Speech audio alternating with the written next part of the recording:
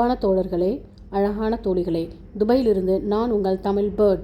நாங்கள் இந்த weekend ட்ரிப்புக்காக align adventure park போயிருந்தோம். பின்னாடி மலை, முன்னாடி பார்க்குன்னு பிளேஸ் ரொம்ப அமைதியாக அழகாக இருந்துச்சு பார்க்க. என்ட்ரி ஆனோடனே லாக்கர் ஃபெசிலிட்டி இருக்குது. அதில் எங்கள் திங்ஸ் எல்லாம் வச்சுட்டு அப்படியே லெஃப்ட் ஹேண்ட் சைடு உள்ள ஸ்விம்மிங் பூல் போனோம். அடிக்கிற வெயிலுக்கு தண்ணியை பார்த்தோன்னா இறங்கிட்டோம் குளிக்கிறதுக்கு. இங்கே வாட்டர் நல்லா க்ளீனாக இருந்துச்சு. இங்கே பார்ட்டிஷன் பண்ணி வச்சுருந்துருக்காங்க. நல்ல ஸ்பேஸ் இருந்துச்சு. ரொம்ப நாள் கழித்து சின்ன வயசில் பண்ண எல்லா சேட்டையும் பண்ணி ஸ்விம்மிங் பூலில் ரிலாக்ஸாக குளித்து ஜாலியாக என்ஜாய் பண்ணோம். அடுத்ததாக வாட்டர் ராஃப்டிங் ஏரியா போனோம். இதுதான் ஃபஸ்ட் டைம் நான் ட்ரை பண்ணுறேன். கொஞ்சம் பயமாக தான் இருந்துச்சு. அதுவும் அந்த வாட்டர் ஃப்ளோஸில் போட் ஷேக் ஆகும் போதெல்லாம் இது ரொம்ப த்ரில்லிங்கான எக்ஸ்பீரியன்ஸாக இருந்துச்சு.